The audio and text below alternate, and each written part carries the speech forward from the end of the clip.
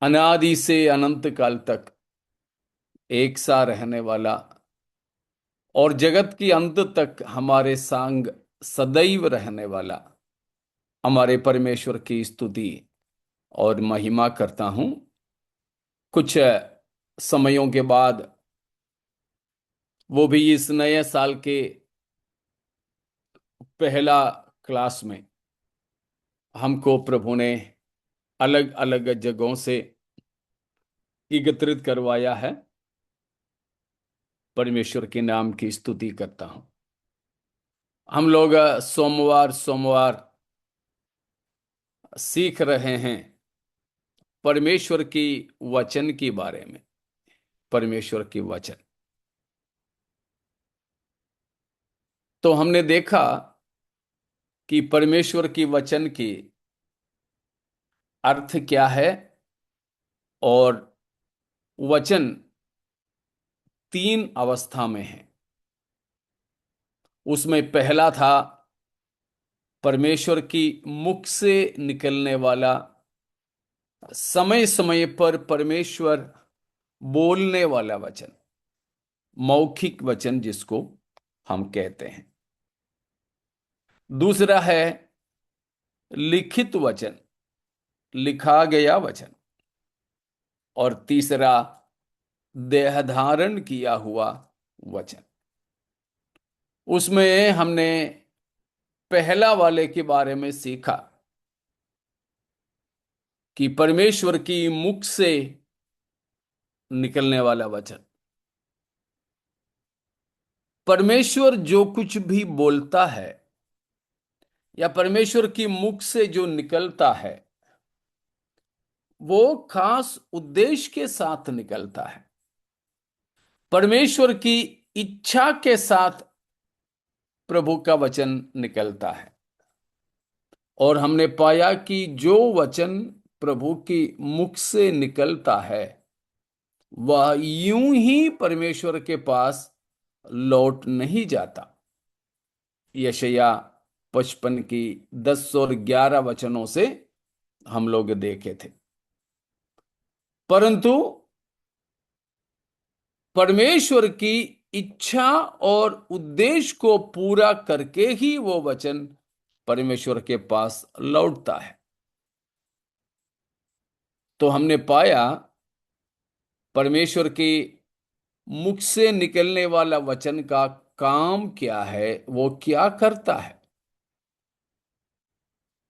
खास तौर पर वो सृष्टि करता है और पुनः सृष्टि करता है। सृष्टि का मतलब है शून्य से कुछ भी बनाना।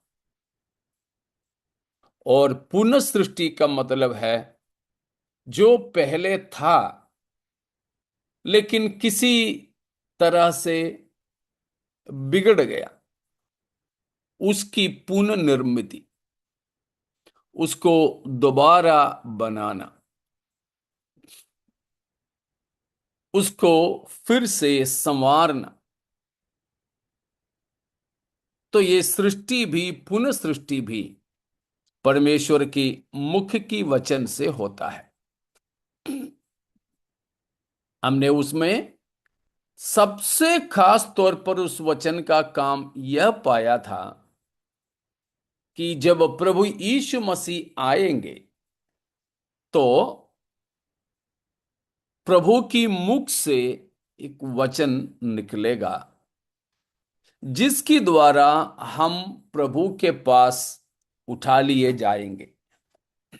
जिसके द्वारा हम प्रभु के पास उठा लिए जाएंगे। उसके लिए हमने पाया था कि प्रभु आप ही स्वर्ग से उतरेगा। तब,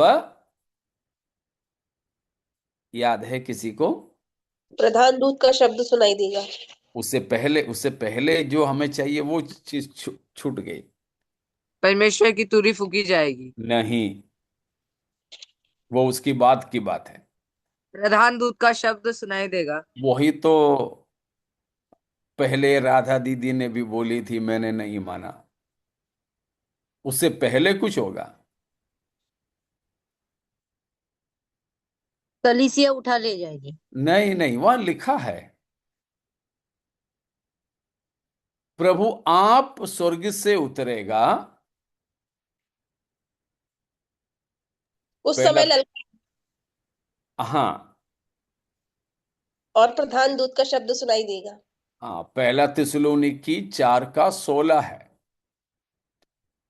तो तुरही फूंके जाने से भी, प्रधान दूत की शब्द सुनाई देने से भी पहले, जब प्रभु आप स्वर्ग से उतरेगा तो वहां क्या होगा? ललकार और प्रधान दूत का शब्द सुनाई ललकार देगा। होगा। ललकार किसका होगा? वो ललकार कौन ललकारेगा? मसीह यीशु। प्रभु यीशु मसीह। प्रभु यीशु मसीह। तो प्रभु आप स्वर्ग से उतरेगा, तब प्रभु आपका ललकार होगा। तो प्रभु आपका ललकार क्या होगा? मुझे सुनाई देगा, ए विल्लुकुलत उम्मन का बेटा वर्गीस, इधर ऊपर चले आ।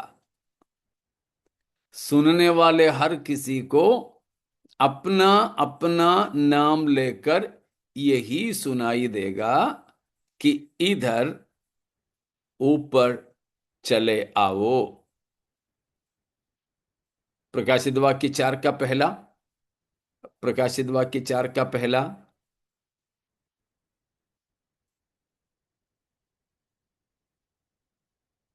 इसके बाद जो मैंने दृष्टि की, तो क्या देखता हूँ कि स्वर्ग में एक द्वार खुला हुआ है, और जिसको मैंने पहले तूने के शब्द ने अपने साथ बातें करते सुना था, वही कहता है, यहाँ ऊपर आ जा, और मैं नई बातें तुझे दिखाऊंगा, जिनका इनके बाद इन बातों के बाद पूरा होना अवश्य है। हाँ, आखिरी आखिरी का सुनाई दिया। पहला सब आप कहीं दूर बैठा था शायद ना। तो उसमें हमने क्या पाया? यूहन्ना ने ये सुना कि इधर ऊपर आजा। आ जा, चले आ। तो यूहन्ना 5:25 भी पढ़ लीजिए। यूहन्ना 5:25।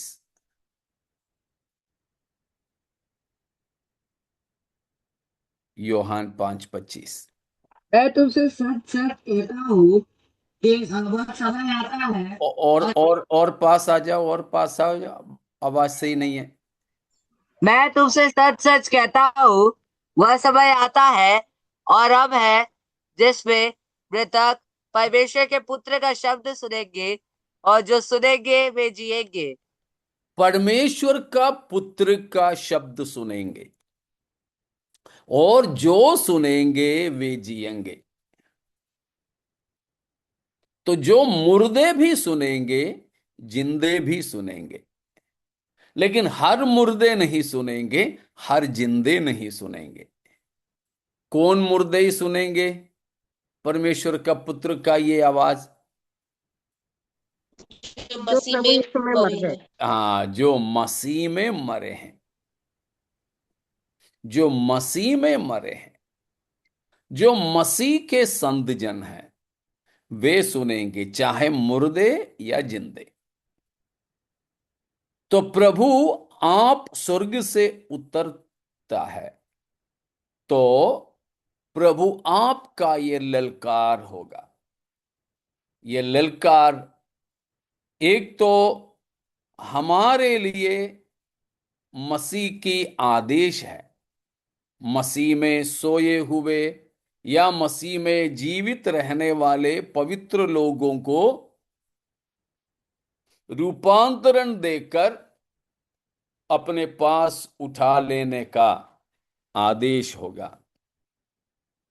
और ये ललकार इसीलिए भी होगा कि कोई शैतानिक शक्ति हमारे रूपांतरण को या जी उठने को या स्वर्ग की ओर उठा लिया जाने को रोके नहीं।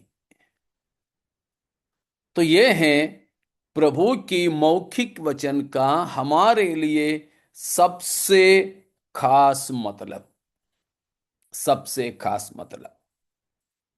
उसकी अन्य बातें भी हम सीखे थे, तो मैं दोहराऊं नहीं। अब हम वचन की दूसरा रूप में आते हैं, वो है देहधारी वचन। वैसे तो हमने उसकी क्रमानुसार लिखित वचन सीखे थे, उसको हम लेकिन आखिरी में लेंगे, क्योंकि उसमें हमें ज्यादा रुकना है। इसमें हम ज्यादा नहीं रुकेंगे। जो देहधारी वचन है उसके बारे में हम और अलग से सीखेंगे, इसलिए इसमें हम ज्यादा नहीं रुकते। यीशु मसीह के बारे में है ये, लेकिन मसीह के बारे में हम अलग से सीखेंगे, इसीलिए ये वचन में मसीह के बारे में ज्यादा रुकना नहीं चाहता हूं। इतनी बातें समझ में आई? इतने में कोई शक है तो पूछिए।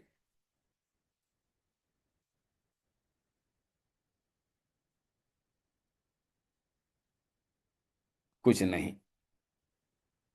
तो ठीक है, हम यूहन्ना 1 का 1 पढ़ेंगे। उसके बाद सीधे 14वीं वचन में पढ़ेंगे। आ रहा था बेटे, पढ़ लो। आदि में वचन था और वचन परमेश्वर के साथ था और वचन परमेश्वर था।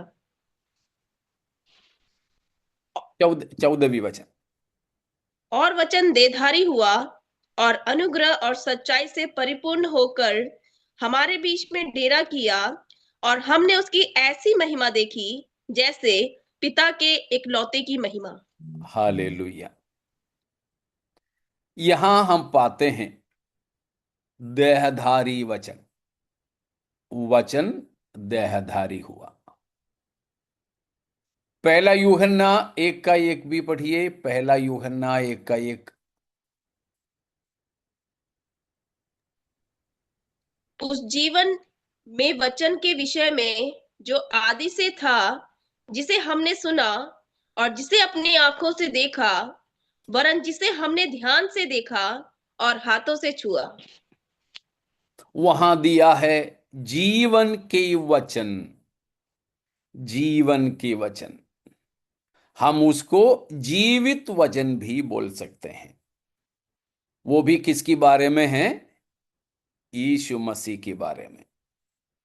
तो यूहन्ना 1 का 1 में, 1 का 14वीं वचन में, और पहला यूहन्ना 1 का 1 में सब जो बताया है वचन करके, वह यीशु मसीह है। ये जो देह धारण किया हुआ वचन हमारे प्रभु यीशु मसीह है। देह धारण किया हुआ वचन हमारे प्रभु यीशु मसीह है। तो मसीह को हम शरीरधारी वचन बोल सकते हैं, देहधारी वचन बोल सकते हैं। कि word that became flash, word in flash, word in flash. वचन को हम शरीर में देखते हैं। शरीरधारी वचन, शरीरधारी वचन प्रभु यीशु मसीह है। प्रभु यीशु मसीह। तो यीशु मसीह के बारे में हम अलग से सीखेंगे, इसलिए जैसे मैंने कहा मसीह के बारे में सब कुछ यहां नहीं बताएंगे। तो प्रभु यीशु मसीह, पिछले बार भी मैंने कहा, एक बात दोहरा हूं, परमेश्वर की लिखित वचन हम पढ़े जाने और सुने जाने वाले परमेश्वर का प्रकाशन है, जबकि परमेश्वर का देहधारी वचन देखे जाने वाला परमेश्वर का प्रकाशन है। या एक दूसरे प्रकार में बोलूं तो बाइबल परमेश्वर के पढ़े और सुने जाने वाला प्रकाशन है, जबकि यीशु मसीह परमेश्वर का दृश्य प्रकाशन है। The written word is the readable and the audible revelation of God, whereas the living word or the word that became flesh is the visual revelation of God. One is audible and the other one is visual. हम देख सकते हैं। जो लिखित वचन है जिसके बारे में हम पढ़ेंगे, जो बाइबल है, वो हम सुन सकते हैं, हम पढ़ सकते हैं। लेकिन यीशु मसीह उसमें हम देख सकते हैं, देख सकते हैं। इतना समझ में आए? इतने में कोई शक है तो पूछिएगा।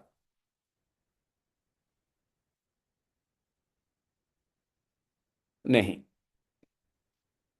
तो फिर मैं पहले एक से अधिक बार बताया हुआ एक बात आपसे पूछना चाहता हूं। ये केरल में एक प्रभु के दास ने कहा हुआ बात है, मैं बस उनका उधारी लेकर के आपको बता रहा हूं कि इस दुनिया में ऐसा बहुत से ईश्वर कहलाने वाले हैं जो जिंदे नहीं हैं,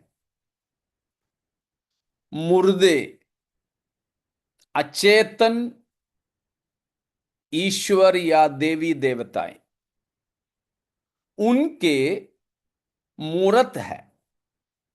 दुनिया में बहुत से मूर्त है। उन मूर्तों में किसी में जान है?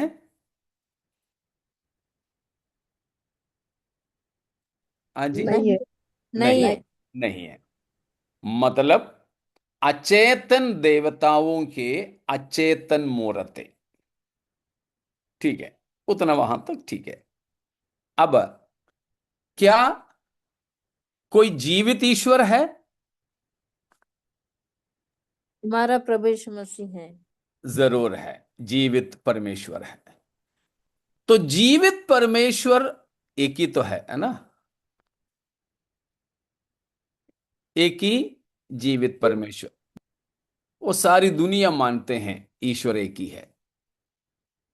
नाम के लिए लड़ाई है, नाम के लिए लड़ाई है।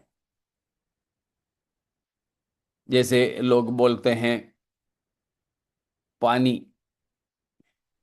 पानी, पानी के लिए कोई पानी बोलते हैं, कोई जल बोलते हैं, कोई तन्नी, कोई नीर, कोई वेल्लम, कोई वाटर।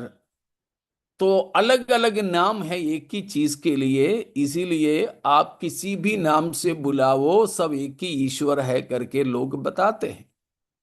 उतना तक मानते हैं कि ईश्वर केवल एक ही है, लेकिन ये कहना सही नहीं है। अगर सही होता, अभी इसके अंदर जो पानी है, इसको आप कुछ भी बोलो, पानी, तन्नी, नीर, वेल्लम, जोल, वाटर, ठीक है, आप कुछ भी बोलो, तो चीज एक ही है। इसके अंदर की चीज एक ही है। हमारे विज्ञान पढ़ने वाले बच्चों के हिसाब से H2O, दो मात्रा हाइड्रोजन का और एक मात्रा ऑक्सीजन का, ये हाइड्रोजन और ऑक्सीजन दो और एक के हिसाब से मिल जाएंगे तो ये पानी बन जाएगा, ये पानी बनेगा। तो इसमें आप कुछ भी नाम दे दो तो गुण, स्वभाव एक ही है। तो इसीलिए हम इसको एक किसी भी अलग अलग नाम से बुला सकते हैं, कोई दिक्कत नहीं, उसमें कोई लड़ाई नहीं। लेकिन हम मानो दुनिया में जितने भी नाम है ईश्वर देवी देवताओं के लिए, अगर वो सारे नाम लेने से एक ही व्यक्ति, एक ही स्वभाव का, एक भी शक्ल सूरत का व्यक्ति आता, तो हमें अलग अलग नाम से इस ईश्वर को बुलाने में कोई दिक्कत नहीं होता। जैसे बोलते हैं ना, राम, रहीम, सब एक ही है। ख्रिस्त और कृष्ण एक ही है। लोग बताते हैं ये समय में धर्मों का एकता के लिए ऐसी शिक्षाएं लोग देते हैं। आज भी मैंने ऐसे ही की शिक्षा सुना था, इसलिए मैं आपको ये बात बता रहा हूं। हमें कोई दिक्कत नहीं है, किसी भी नाम से आप ईश्वर को पुकारो, मगर पुकारेंगे तो वो एक ही आदमी आना चाहिए, वो एक ही स्वभाव होना चाहिए सबका। राम रहीम का, ख्रिस्त और कृष्ण का, सबका स्वभाव एक ही हो, उद्देश्य एक ही हो, शिक्षा एक ही हो, एक ही व्यक्ति हो, ये सब, तो हमें अलग अलग नाम से कोई ऐतराज नहीं। नहीं तो फिर हम यही कहेंगे, क्या कहेंगे हम? प्रेरितों के काम 4:12, प्रेरितों के काम 4:12। किसी दूसरे के द्वारा उद्धार नहीं, क्योंकि स्वर्ग के नीचे मनुष्यों में और कोई दूसरा नाम नहीं दिया गया जिसके द्वारा आप उद्धार पा सके। वो नाम कौन सा नाम है? प्रभु यीशु मसीह का। प्रभु यीशु मसीह का नाम है। प्रभु यीशु मसीह का नाम। इसीलिए परमेश्वर के द्वारा दिया गया केवल एक ही नाम है, यीशु नाम। और किसी भी नाम से हमें उद्धार नहीं, पाप क्षमा नहीं। तो मैं अपने विषय में वापस आता हूं कि दुनिया में बहुत सारे अचेतन ईश्वर और उन सबके अचेतन बिना जान के मूर्तें। लेकिन दुनिया में सब मानते हैं कि एकमात्र जीवित परमेश्वर। अब है मेरा सवाल आपसे, ये जीवित परमेश्वर का भी कोई मूर्त है? नहीं है। नहीं, नहीं। नहीं। तो पढ़ लीजिए कुलूसियों 1:15। कुलूसियों 1:15।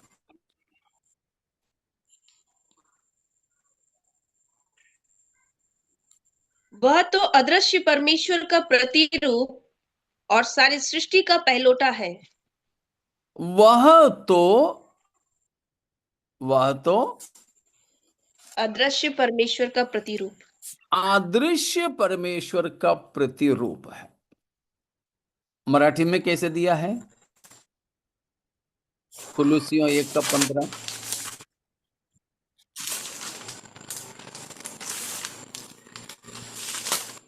तो तर प्रतिरूप आहे. तो सर्व उत्पत्तीच ज्येष्ठ आहे. वह दृश्य उसके शुरुआत तो अदृश्य देवाचे प्रतिरूप आहे. देवा प्रतिरूप, ठीक है, प्रतिरूप ही दिया है, प्रतिरूप है। तो सर्व उत्पत्तीत ज्येष्ठ आहे। हाँ जी, तो हमें उसका पहला वाला हिस्सा ही चाहिए।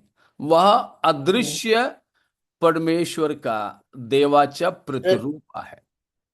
प्रतिरूप। प्रतिरूप।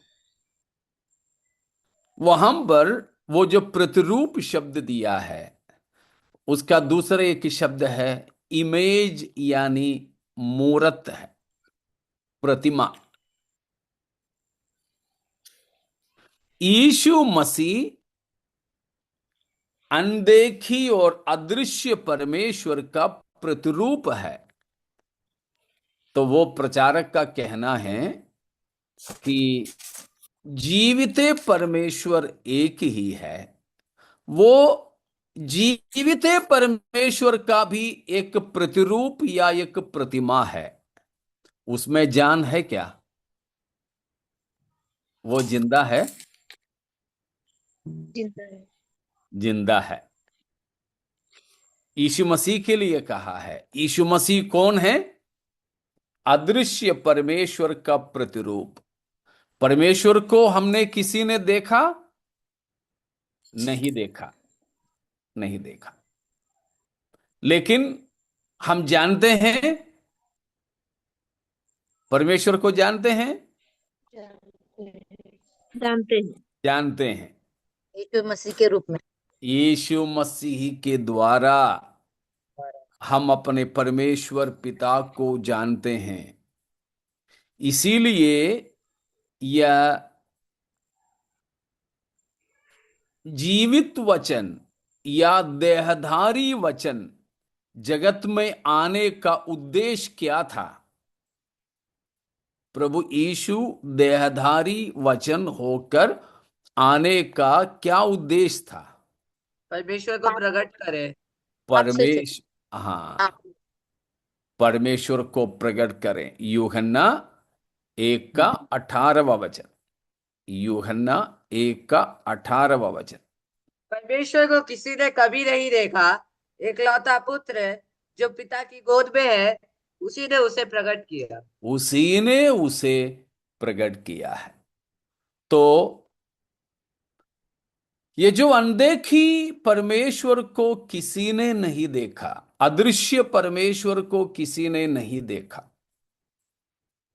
लेकिन उस अदृश्य परमेश्वर को यीशु मसीह ने प्रकट किया है।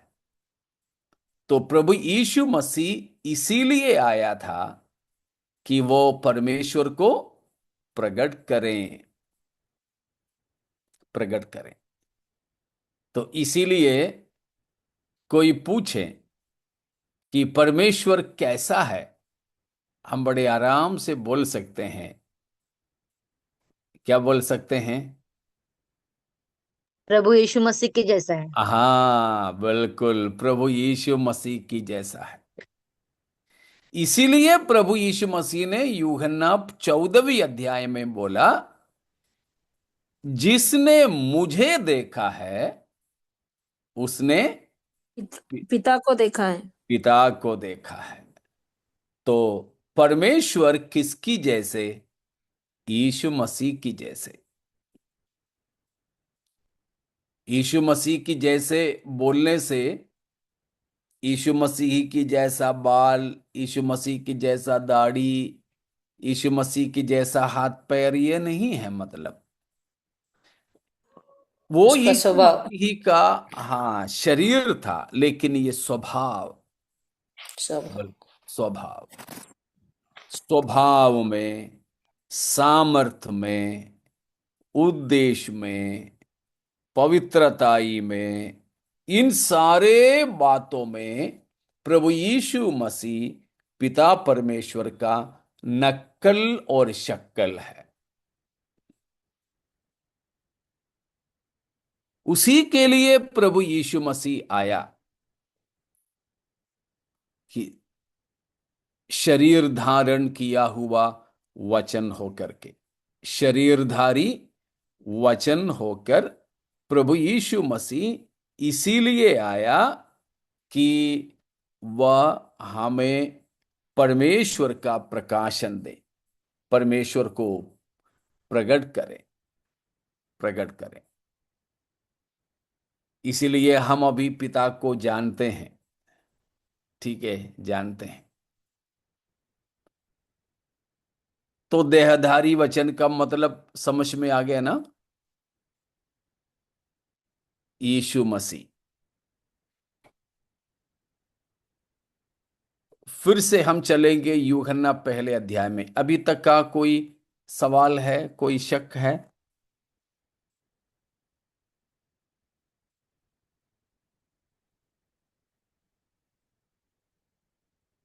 नहीं। तो हम वापस चलेंगे यूहन्ना पहला अध्याय में। एक और बार पहला वचन को पढ़िए, एक का एक। आदि में वचन था, और वचन परमेश्वर के साथ था, और वचन परमेश्वर था। आदि में वचन था, उसका मतलब the pre eminence of Jesus, the word of God, the pre eminence, the pre existence of the word, परमेश्वर की वचन होकर यीशु मसीह की पूर्व अस्तित्व के बारे में यह वचन बताता है। मसीह की पूर्वास्तिकता, पूर्वास्तिकता यानी पूर्वास्तिकता का मतलब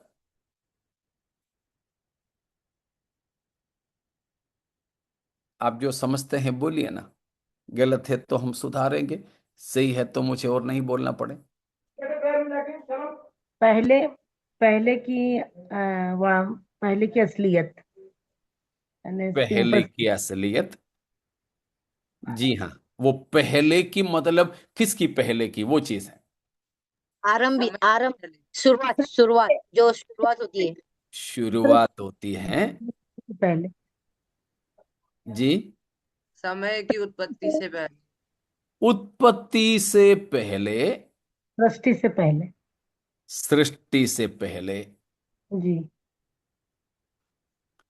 यहां पर आप लोगों ने जो बोला उत्पत्ति से पहले, सृष्टि से पहले, जरूर, तो आदि से पहले से प्रभु यीशु मसीह है। कम से कम इतना समझें, यीशु मसीह की मानव जन्म से पहले से मसीह है। ठीक है ना? मानव जन्म से पहले से ही प्रभु यीशु मसीह मरियम में पैदा होने से पहले से हमारे प्रभु यीशु मसीह विद्यमान है या वर्तमान है। देखिए यूहन्ना की सुसमाचार 8 अध्याय, यूहन्ना 8 अध्याय, और उसमें हम देखेंगे उसकी अ, एक तो 50वां पद को पढ़ेंगे। परंतु मैं अपनी प्रतिष्ठा नहीं चाहता। हाँ, एक है जो चाहता है और न्याय करता है। उसकी 46 भी पढ़ेंगे। तुम तुम में से कौन मुझे पापी ठहराता है? यदि मैं सच बोलता हूँ तो तुम मेरा विश्वास क्यों नहीं करते? उसकी 31वां वचन से लेकर यहूदियों से प्रभु यीशु मसीह वाद विवाद कर रहा है। वैसे तो यहूदी यीशु मसीह से वाद विवाद में है, तो प्रभु यीशु मसीह उनको पाप की दासत्व से, गुलामी से छुड़ाने के बारे में बताया है। बताते समय में मसीह ने उनको स्वतंत्रता के बारे में कहा तो उन लोगों ने बोला हम तो इब्राहिम के संतान हैं, कभी किसी के गुलाम नहीं रहे, जबकि उस समय भी वे रोमियों के गुलाम थे। उसको बोलते हुए आते समय में प्रभु यीशु मसीह उन्हें बताने की बात है। उसका 24वां वचन को पढ़ेंगे। 24 नहीं, 34, 34, 34।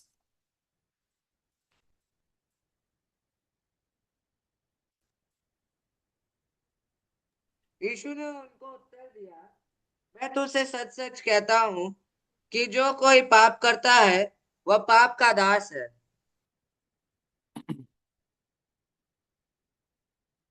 तो जैसे मैंने कहा उसकी 31 से लेकर वे लोग इस तरह की वाद विवाद में था, तो प्रभु यीशु मसीह ने उनको कहा, ठीक है, तुम और किसी के दास नहीं भी रहा है, लेकिन तुम पाप करते हो तो तुम पाप के दास हैं।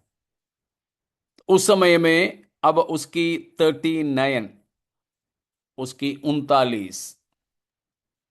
उन्होंने उसको उत्तर दिया, हमारा पिता तो अब्राहम है। यीशु ने उनसे कहा, यदि तुम अब्राहम के संतान होते तो अब्राहम के समान काम करते। तो इस तरह प्रभु यीशु मसीह उन लोगों से ये जो बातें करते आ रहे हैं, बातें करते हुए आ रहे हैं,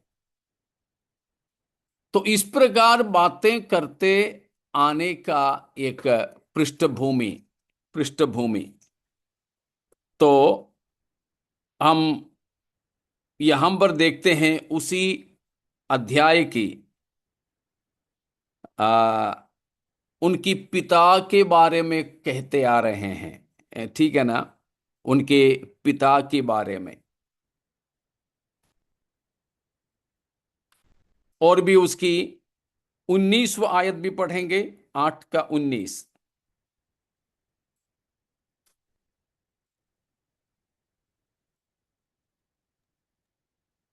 उन्होंने उससे कहा, तेरा पिता कहाँ है? यीशु ने उत्तर दिया, न तुम मुझे जानते हो, न मेरे पिता को। यदि मुझे जानते तो मेरे पिता को भी जानते। यीशु मसीह की पिता के बारे में लोग पूछने लगे, और उसके बाद अभी हमने जो देखा है, इब्राहिम को उन्होंने अपना पिता करके कहने लगे हैं। इस प्रकार एक वाद विवाद बाप के बारे में, अस्तित्व के बारे में, दासत्व के बारे में कहते आते समय में प्रभु यीशु मसीह ने कहा हुआ एक महत्वपूर्ण बात है, उसकी आखिरी में हम चलेंगे। तो उसकी 56 से पढ़ लीजिएगा, 56 से। तुम्हारा पिता अब्राहम मेरा दिन देखने की आशा से बहुत मगन था और उससे देखा और आनंद किया। यहूदियों ने उससे कहा, अब तक तू 50 वर्ष का नहीं, फिर भी तूने अब्राहम को देखा है। यीशु ने उनसे कहा, मैं तुमसे सच सच कहता हूँ कि पहले इसके कि अब्राहम उत्पन्न हुआ, मैं हूँ। पूर्वास्तिक्यता के बारे में हम बता रहे हैं। यीशु मसीह यहूदियों की बीच की वाद विवाद हमने देखा। उसकी आखिरी में मसीह ने यहूदियों से कहा, इससे पहले कि अब्राहम उत्पन्न हुए, बाकी बोलिए ना, मैं हूँ। मैं हूं। हम लोग होते तो क्या बोलना चाहिए था? मैं हूं या मैं था? मैं था। मैं था। लेकिन यीशु मसीह ने था नहीं बोला, मैं हूं। मतलब भूतकाल में, वर्तमान काल में, भविष्य काल में यीशु मसीह वर्तमान है।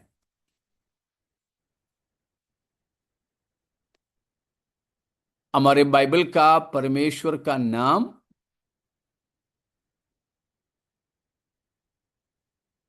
मैं हूं। अपने जो हाँ, मैं जो हूं सो सो हूँ। सो। तो बाइबल का परमेश्वर का नाम है मैं हूं। कई बार परमेश्वर ने पुराने नियम में बोला, वो जो मैं हूं तुमसे यूं कहता है। इसलिए हमारे परमेश्वर को हम इस नाम से बुलाते हैं, the great I am. The great I am. मैं हूं, मैं हूं। इधर प्रभु यीशु मसीह ने यही बोला यहूदियों से। यहूदियां बोल रहे थे तुम 50 साल का भी तो नहीं हुआ अभी, तो 2000 साल पहले जिंदा था इब्राहिम को तुमने देखा क्या? क्या क्या बात कर रहे हो? तब यीशु मसीह ने कहा तुम्हारे पिता अब्राहम उत्पन्न होने से पहले मैं हूं। यह है प्रभु यीशु की पूर्वास्तिकता, यह है मसीह की पूर्व अस्तित्व। यीशु मसीह का मानव जन्म से पहले से मसीह है। प्रभु यीशु मसीह कुंवारी मरियम में पैदा होने से पहले से हैं, वर्तमान या विद्यमान है। यह है मसीह की पूर्वास्तिकता। उसके बारे में है यूहन्ना 1:1 में बताया, आदि में वचन था। वचन किसके साथ था? परमेश्वर के साथ। परमेश्वर अनादि से अनंत काल तक रहने वाला है, अनादि से अनंत काल तक। तभी से यीशु मसीह परमेश्वर का वचन बनकर परमेश्वर के साथ था। एक आदमी का वचन या शब्द कब से होता है? जब से वो व्यक्ति होता है, तब से। जब से वो व्यक्ति है तब से उसकी वचन है, वचन है। अगर ऐसा है, प्रेज गॉड, यीशु परमेश्वर का वचन है, तो कब से वो वचन भी होना चाहिए?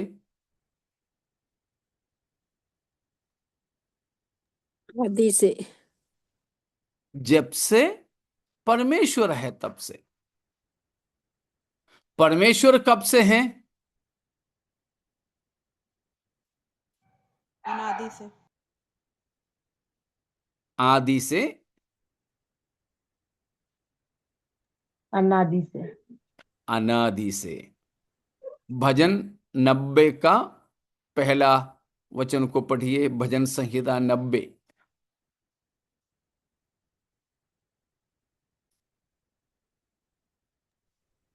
सैमसन। प्रभु, हाँ जी, पढ़ लीजिए। हे प्रभु, तू पीढ़ी से पीढ़ी तक हमारे लिए धाम बना है। हम्म। इससे पहले कि पहाड़ उत्पन्न हुए या तूने पृथ्वी और जंगल की रचना की, वरन अनादिकाल से अनंत काल तक तू ही परमेश्वर है। अनादिकाल से अनंत काल तक तू ही परमेश्वर है।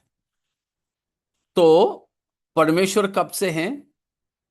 अनादिकाल से। अगर परमेश्वर अनादिकाल से हैं, तो परमेश्वर की वचन भी कब से हैं? अनादिकाल से। अनादिकाल से। अनादिकाल से। वो वचन कौन है? प्रभु यीशु मसीह। प्रभु यीशु मसीह है। अर्थात पिता परमेश्वर का वचन। पिता परमेश्वर ने जो बोला उसका मतलब है पिता परमेश्वर की मुख से निकला हुआ वचन। उसी के द्वारा तो परमेश्वर ने सारी सृष्टि तो बनाया है ना। परमेश्वर ने बोला, वैसे ही हो गया। ठीक है, परमेश्वर ने बोला, वैसे ही सब कुछ हो गया। तो परमेश्वर ने सारी सृष्टि किसके द्वारा किया? वचन से। अपने वचन के द्वारा। वचन के द्वारा। वो वचन कौन था? प्रभु मसीह। यीशु मसीह। प्रभु यीशु मसीह। अगर ऐसा है तो परमेश्वर ने सारी सृष्टि किसकी जरिए से किया? वचन के द्वारा। द्वारा, प्रभु यीशु मसीह के द्वारा। यीशु मसीह के द्वारा, यीशु मसीह के द्वारा। वो है यूहन्ना 1:2 में लिखा है। तो एक पहला वचन मिला करके पढ़ लीजिए, यूहन्ना 1:1 और 2। आदि में वचन था और वचन परमेश्वर के साथ था और वचन परमेश्वर था। यही आदि में परमेश्वर के साथ था। यही आदि में परमेश्वर के साथ था। सब कुछ उसी के द्वारा उत्पन्न हुआ और जो कुछ उत्पन्न हुआ है उसमें से कोई भी वस्तु उसके बिना उत्पन्न नहीं हुई। Praise God. किसके द्वारा? वचन के द्वारा। वो वचन कौन है? यीशु मसीह। अगर ऐसा है तो सारी सृष्टि को रचने वाला प्रभु यीशु मसीह। यीशु मसीह है। हाँ, परमेश्वर का वचन रहा यीशु मसीह है। यूहन्ना यही बात बताया कि जो कुछ भी उत्पन्न हुआ वह उसी के द्वारा उत्पन्न हुआ, उसके बिना कुछ भी उत्पन्न नहीं हुआ, कुछ भी उत्पन्न नहीं हुआ। इसी बात को पौलुस अपने कुलुसियों के लिए लिखा गया पत्रिका में भी बताया है। कुलुसियों 1 अध्याय उसकी 15 और 16। वह तो अदृश्य परमेश्वर का प्रतिरूप और सारी सृष्टि में पहलोटा है, क्योंकि उसी में सारी वस्तुओं की सृष्टि हुई, आकाश की हो रुकिए रुकिए अथवा रुकिए पृथ्वी की। रुकिए रहा था, रुकिए। वहां पर जैसे हमने पहले भी पढ़े थे, 1:15 पहले भी पढ़े थे कि प्रभु यीशु मसीह अदृश्य परमेश्वर का प्रतिरूप है। और उसके बाद क्या हुआ है? 16वां पद को अब पढ़िए। क्योंकि उसी में सारी वस्तुओं की सृष्टि हुई, स्वर्ग की हो अथवा पृथ्वी की, देखी या अनदेखी, क्या सिंहासन, क्या प्रभुताएं, क्या प्रधानताएं, क्या अधिकार, सारी वस्तुएं उसी के द्वारा और उसी के लिए सृजी गई हैं। सारी वस्तुएं यूहन्ना ने जो बताया है वही बात यहां पौलुस बता रहा है कि चाहे स्वर्ग की बात या पृथ्वी की, जो दिखने वाली बात या अनदेखी, सब वस्तुएं उसके द्वारा और उसी के लिए बनाया गया है। इब्रानियों 1 अध्याय का 3 वचन भी पढ़िएगा, दूसरा वचन या फिर पहले वचन से ही पढ़ लीजिए तो ही समझ में शायद आ जाए। इब्रानियों 1 और 2। पूर्व युग में परमेश्वर ने बाप दादों से थोड़ा थोड़ा करके और भांति भांति से भविष्यद्वक्ता के द्वारा बातें कर इन अंतिम दिनों में हम से पुत्र के द्वारा बातें की, जिसे उसने सारी वस्तुओं का वारिस ठहराया और उसी के द्वारा उसने सारी सृष्टि की रचना की है। उसी के द्वारा परमेश्वर ने सारी सृष्टि की रचना की है। देखो, प्रभु यीशु परमेश्वर का वचन होकर परमेश्वर के साथ साथ रहता था। वो प्रभु यीशु की पूर्व वास्तविकता को बताता है। यीशु मसीह की इतिहास 2000 साल पहले से नहीं हुआ शुरू। प्रभु यीशु मसीह का अस्तित्व कुंवारी मरियम में नहीं हुआ शुरू। प्रभु यीशु मसीह अनादि से परमेश्वर का वचन होकर परमेश्वर के साथ में है। परमेश्वर ने जो कुछ भी किया है वो सब कुछ किसके द्वारा ही किया है?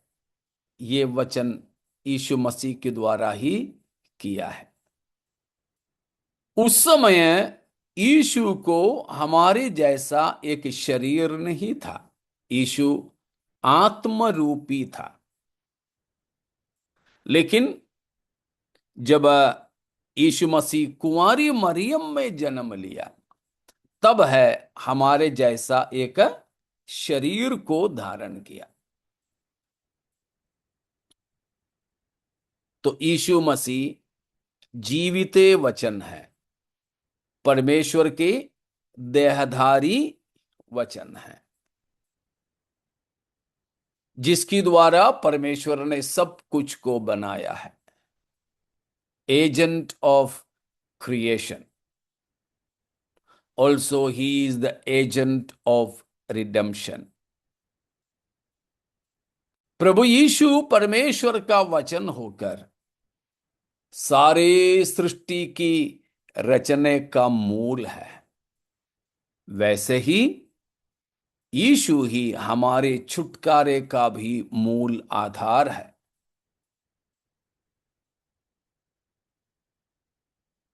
तो यीशु परमेश्वर का देहधारी वचन, शरीर धारण किया हुआ वचन, शरीर में प्रकट हुआ वचन। किस लिए यीशु शरीर में प्रकट हुआ? के लिए, मानव जाति के लिए, हमारे पापों से उद्धार देने के लिए। सबसे पहला उद्देश्य क्या था यीशु मसीह शरीर धारण करने का?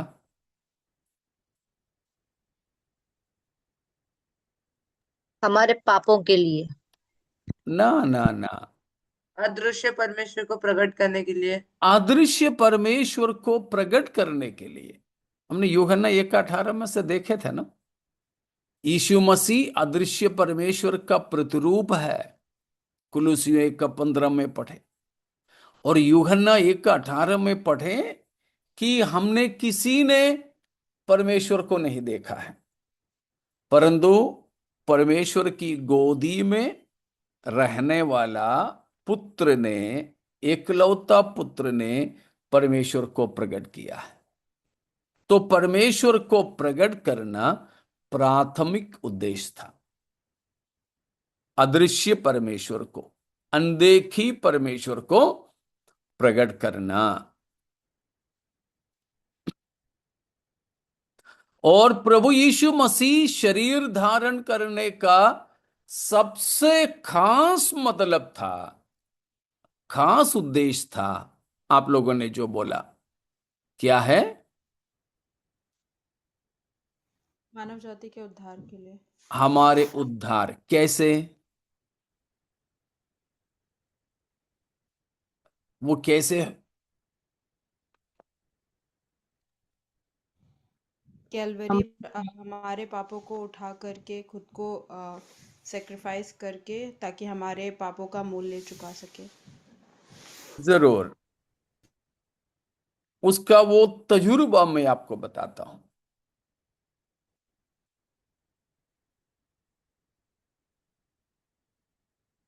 प्रभु यीशु अगर मानो वो वचन ही बनकर के रहता, देहधारी नहीं होता, तो क्या यीशु हमारी पापों के प्रायश्चित हो सकता था? नहीं, नहीं। नहीं हो, क्यों नहीं हो सकता था? क्योंकि वो बलि बलि बलि चढ़ाना चाहिए था। वो पापों के बदले क्रूस पर चढ़ना था उसको। हाँ, तो शरीर धारण नहीं किया तो क्यों नहीं होता? शरीर के द्वारा पाप किए ना, तो शरीर के द्वारा।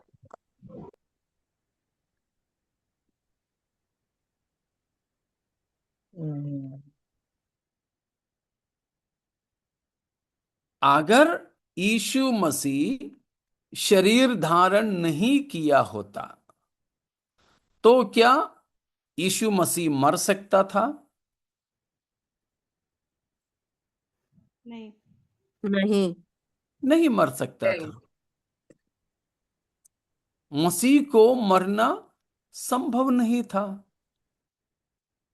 क्या मसीह पाप की प्रायश्चित के लिए खून बहा सकता था? नहीं। क्योंकि देह धारण नहीं किया तो मसीह की शरीर में खून होता था कि नहीं होता? नहीं होता। नहीं होता था। नहीं होता। यीशु के पास हमारे जैसा कोई मरणहार शरीर भी नहीं होता। तो ये सब कुछ मसीह ने किया किस में है? अपना देह में है। हमारे पापों को मसीह ने कहां उठाया? अपने शरीर में। अपने ऊपर उठा लिया। अपना शरीर में। अपनी अपना देह में। ऊपर ऊपर अपन जो बोलते हैं उसमें अपना शरीर में, वो शरीर का खासियत है। शरीर का खासियत है। पहला पतरस 2:24 को पढ़िए। पहला पतरस 2:24। वह आप ही हमारे पापों को अपनी देह पर लिए हुए क्रूस पर चढ़ गया। देखा, प्रभु यीशु हमारे पापों को अपने देह पर लिए हुए क्रूस पर चढ़ गया। उसके लिए मसीह को एक देह की जरूरत था। अगर देह धारण नहीं किया होता तो यह संभव नहीं था। इब्रानियों 10:3 से पढ़ लीजिए। इब्रानियों 10:3।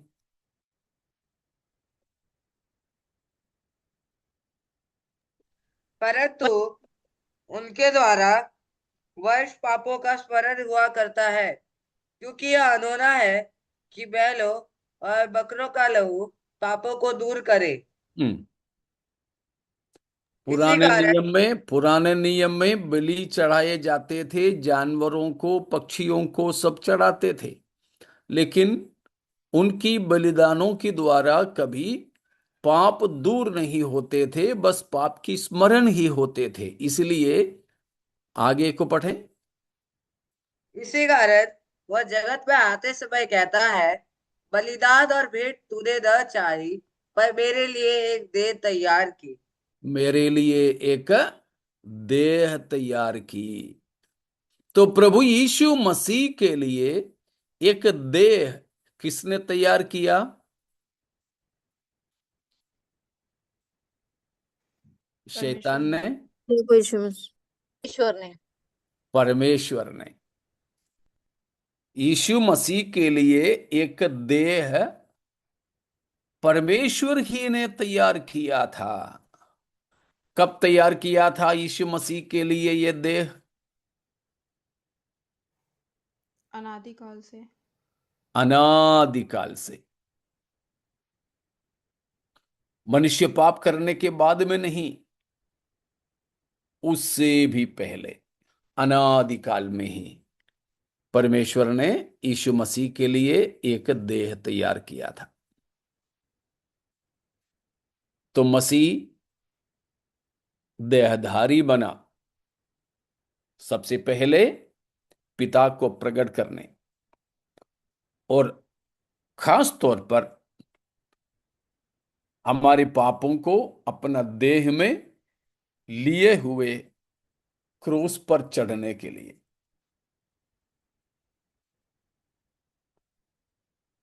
और बकरों और बैलों का बलिदान पापों की क्षमा नहीं ला सकी, तो परमेश्वर ने अपना पुत्र मसीह के लिए एक देह तैयार किया। वो देह अनादि में ही तैयार किया था। अनादि में ही तैयार किया था। वो देह हमारे देह के अनुसार है?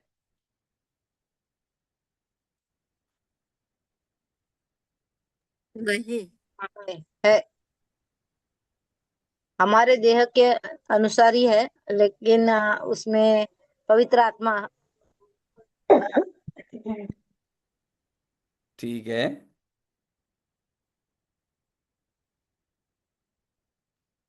मतलब अगर ऐसा है तो हमारे देह पहले तैयार हुआ था, या यीशु मसीह का वो देह पहले तैयार हुआ था? किसका देह पहले तैयार थी?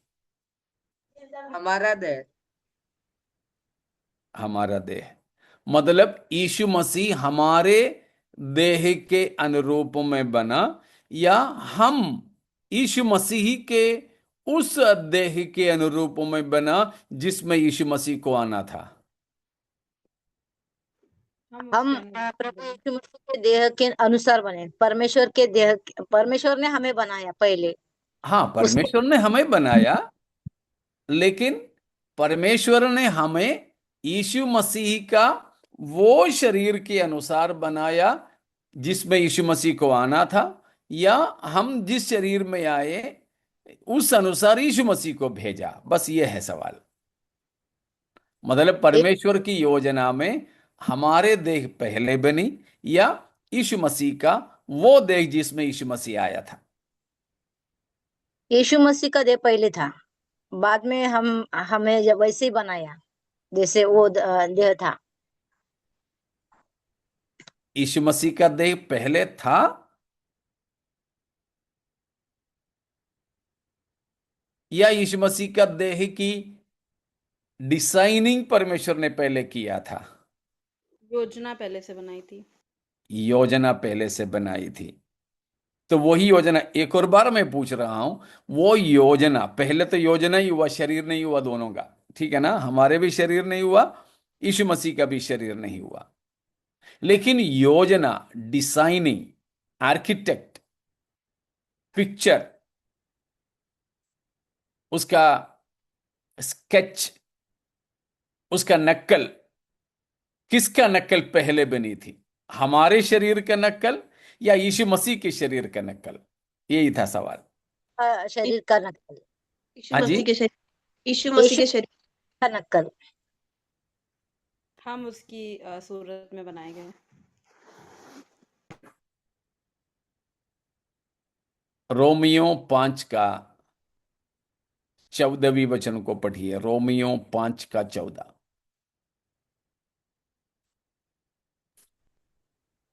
तो भी आदम से लेकर मूसा तक मृत्यु मृत्यु ने उन लोगों पर भी राज्य किया जिन्होंने उस आदम को, जो उस आने वाले का चिन्ह है, के अपराध के समान पाप न किया। बहुत सी बातें हैं वहां पर, हमारे लायक चीज ही वहां से हम लेते हैं। वहां से हमारे इस सवाल का जवाब ढूंढिए कि यीशु मसीह का देह के अनुसार मनुष्य को बनाया था, अदम को। हम बोलने से अदम, पहला वाला अदम। यीशु मसीह उस समय नहीं आया था शरीर में। इ- वहाँ ऐसा लिखा है पास्टर जी, जिन्होंने उस आदम, जो उस आने वाले का चिन्ह है। तो अगर ऐसा है तो पहले किसका शरीर की रूप कल्पना? यीशु मसीह का प्रतिरूप। आदम आदम यीशु मसीह का प्रतिरूप था। हाँ, एनार होता, एनार होता। हाँ, इसीलिए इसीलिए इसीलिए मैं पूछ रहा हूं कि परमेश्वर की उस योजना में यीशु मसीह के शरीर की कल्पना पहले हुआ था, रूप बनाया गया था, या अदम का? यीशु मसीह का, यीशु मसीह का। यीशु मसीह का। क्योंकि उधर लिखा है कि एनार होता, एनार होता। अदम आने वाले का चिन्ह था या प्रतिरूप था? मतलब हमारे मनुष्य की शरीर तैयार करने से ही पहले परमेश्वर ने हमारे उद्धारकर्ता यीशु मसीह की शरीर को तैयार किया। वो है, हमने इब्रानियों 10:5 में पढ़े कि तूने मेरे लिए एक देह तैयार किया। वो देह में यीशु प्रकट हुआ। एक और चीज बोलकर मैं समाप्त करता हूं।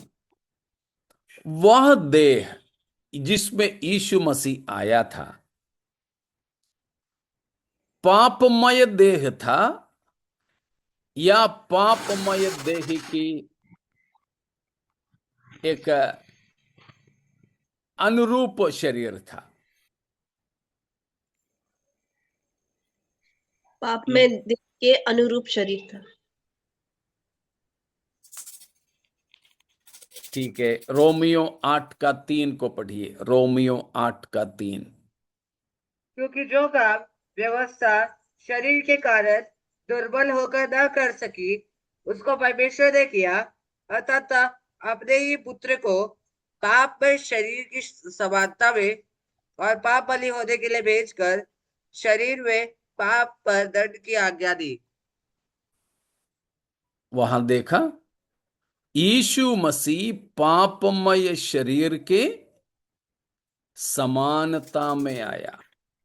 हाँ, मसीही का शरीर पापमय शरीर नहीं था। नहीं था। केवल वह क्या ही था? पाप में पापमय शरीर की समानता में था। समानता में था। हाँ, समानता में था। और मसीह शरीर में आने का परम उद्देश्य उस आयत में भी लिखा है कि यीशु मसीह की शरीर में हम सबके पापों का दंड परमेश्वर ने दिया। तो यीशु को शरीर में आने की जरूरत यह था कि वो हम सबके लिए एक तो हमारी पापों को अपना ऊपर ले ले, पहला पत्रस 2:24 में हम पढ़े, और पाप का दंड भी ले ले, रोमियो 8:3 में हम पढ़े। तो यह है देहधारी वचन।